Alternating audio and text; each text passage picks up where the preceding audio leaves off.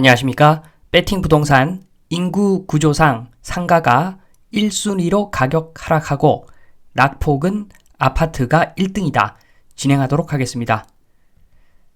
우선 본론으로 들어가기 전에 소상공인 마당에서 제공하는 상가 매출 자료부터 보겠습니다.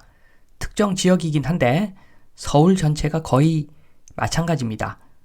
작년 6월 대비해서 올해 6월 매출이 엄청나게 올라간 것으로 나와 있습니다.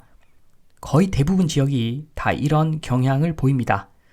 지금 보시는 지역은 작년 대비 34% 매출이 올라갔는데 이럴 수도 있다고 봅니다. 그러니까 공과 요금, 물가, 장바구니 물가, 재료비 가격이 많이 올라갔죠. 그러니까 어쩔 수 없이 가격을 올릴 수밖에 없고 단가가 올라가니까 매출이 올라간다. 이렇게도 볼 수 있고 그리고 코로나 끝나고 나서 지금 한참 지나니까 이제 정상화 거의 됐다. 그런 측면에서 매출 늘었다. 라고도 볼 수 있겠지만 그러나 사실 많은 사람들이 알고 있겠지만 주변에 자영업 하시는 분들 상황이 좋다고 이야기하는 사람 거의 없습니다. 지금 요 자료대로라면 버틸만 해야 정상인데 버티기 힘들다고 이야기하는 사람들이 많죠.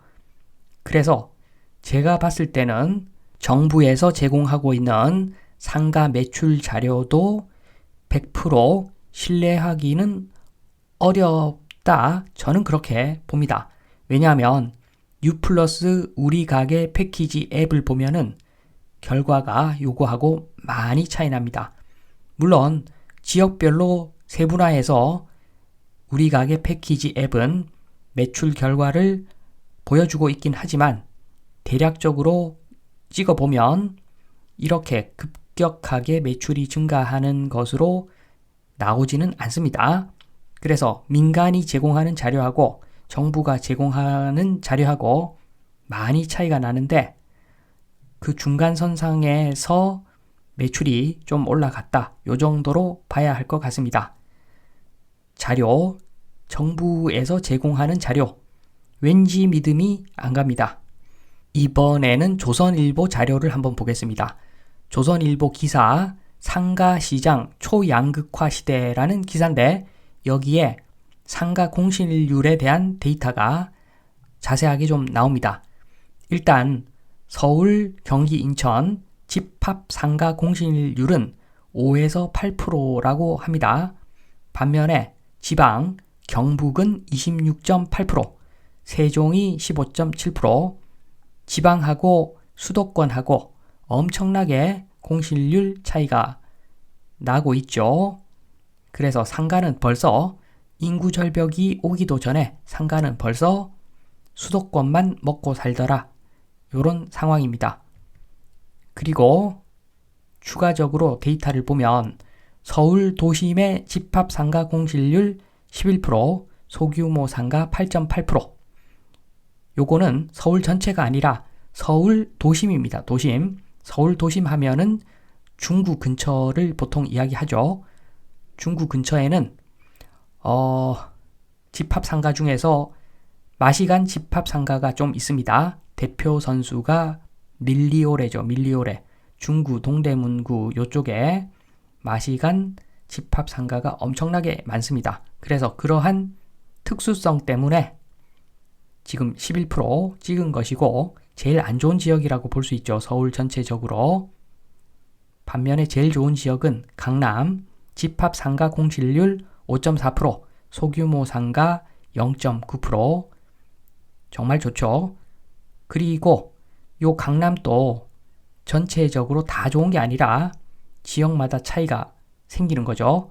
압구정의 경우 집합 상가 공실률 1.8%, 논현역의 경우 집합 상가 공실률 10.2%, 논현역 가로수길이 맛이 가고 압구정이 요즘 뜨고 있다. 요걸 반영한 결과겠죠. 이렇게 기사 내용 맞습니다. 상가 시장 초양극화 시대. 흔히들 주거지 가지고 주거지 양극화, 주거지가 양극화된다 이야기하는데 그것보다도 상가가 훨씬 더 초양극화 될 것이다. 저는 그렇게 봅니다. 이 내용 관련해서 정리를 하고 넘어가겠습니다. 주거는 우리 식구만 살면 되고 상가는 국민 모두를 대상으로 해야 한다. 요 내용입니다. 요 내용. 주거지부터 보면은 주거지 경기도 외곽에 주택 짓고 사는 거 저는 오케이입니다. 지금 서울 초중심지 똘똘한 한 채 이야기를 많이 하는데 그거 지금 물량 떨어먹기라고 저는 그렇게 보고 앞으로는 경기도 외곽 주택, 평수 넓은 주택도 각광을 받을 것 같아 보입니다. 지금 세계적인 추세이기도 하고 자율주행 시대가 오면은 불편한 거 별로 없죠.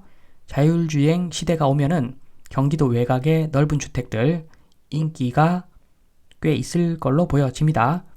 그래서 똘똘한 한 채 그거 주거지보다도 상가가 훨씬 더 맞는 이야기입니다. 상가는 전 국민이 쇼핑 가능한 위치에 있어야 하는 거죠. 그러니까 상가 제대로 된 곳은 서울밖에 없을 겁니다. 앞으로 인구가 줄면 특히나 서울 중에서도 초역세권 상가만 안전하다라고 보시면 됩니다. 그렇다고 서울에 있는 초역세권 상가만 투자하는 것이 맞는가? 그건 아니죠.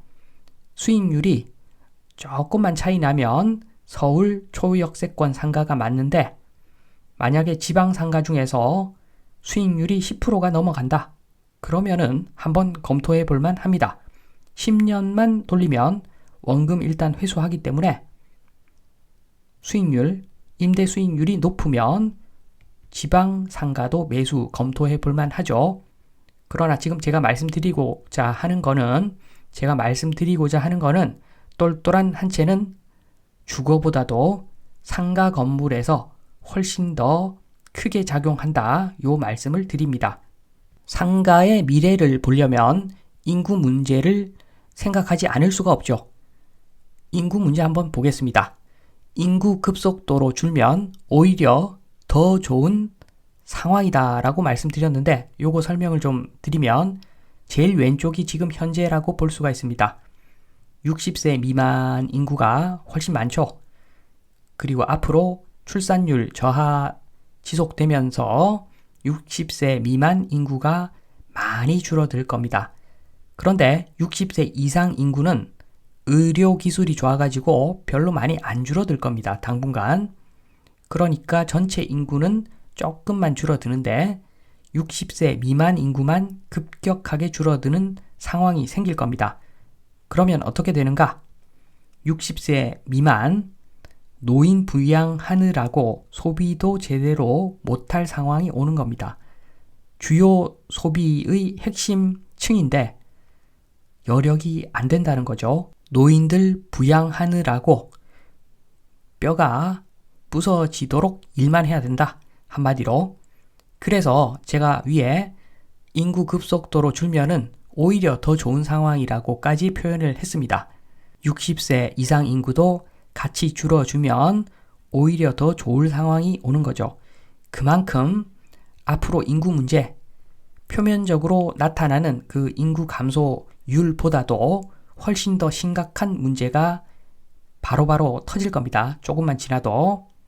그래서 굉장히 심각하다. 지금 상황 굉장히 심각하다. 요 말씀을 드립니다. 그리고 조금만 지나면 저도 60세 이상이 됩니다. 지금 특정 나이 든 사람을 제가 비하하고 이런 거 아닙니다. 우리가 처한 상황을 정확하게 설명드리는 것 뿐입니다. 그래서 인구 구조상 인구 절벽 불똥의 시작은 상가라고 제가 말씀을 드립니다. 60세 이상은 사 먹는 음식 별로 맛없어 합니다. 그리고 물건 쓰던 게 편하죠. 그러나 다주택 보유 욕망은 강한 세대라고 볼 수가 있습니다. 반면에 60세 미만은 사 먹고 쇼핑도 하는데 숫자가 작죠. 숫자가 별로 안 되고 세금 많아서 소비 여력이 작다고 볼 수가 있습니다. 그러니까 뭐가 먼저 맛이 가겠는가? 상가가 1순위라는 겁니다. 그래서 주택 하락폭이 최고로 크겠지만 특히나 아파트 하락폭이 최고로 크겠지만 순서는 상가부터 하락이 시작된다. 이렇게 정리를 합니다. 요 관련해서 좀 더 자세히 설명드리면서 마무리를 하겠습니다. 지금 상가 중에서 최근 상승폭이 큰 꼬마 빌딩에서 먼저 큰 폭의 가격 하락이 발생할 것으로 예상이 됩니다. 꼬마 빌딩, 옛날에는 5%, 6%, 7% 임대 수익률 나왔는데 지금은 3%도 안 나오는 물건들이 엄청나게 많습니다. 그래서 이렇게 거품이 심한 상황이기 때문에 꼬마 빌딩 가장 위험하다. 시기적으로, 금액적으로 종합해서 봤을 때 꼬마 빌딩이 가장 위험하다. 이렇게 정리를 합니다. 그리고 상가 급락이 먼저 오기 때문에 그래서 상가는 서울 초역세권 물건만 어느 정도 안심하고 매수할 수 있는 상황이다.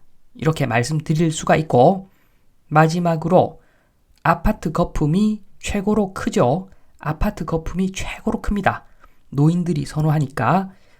그래서 노인들이 선호하기 때문에 떨어지는 속도는 느리겠으나 계속 버티다가 나중에 어느 순간에 노인들 인구가 줄어들기 시작하면서 하락폭이 모든 부동산 통틀어서 하락폭이 최고로 클 것으로 예상이 됩니다.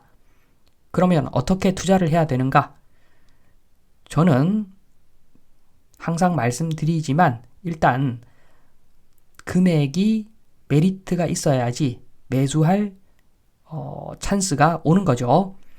가격 대비 가치가 더 커야 되는데 상가는 급락이 생각보다 빨리 올 겁니다. 그래서 오히려 상가에서 매수 찬스가 빨리 올 수가 있다.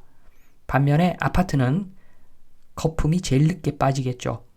그 이야기는 아파트 매수 찬스는 향후 거의 오지 않는다는 겁니다.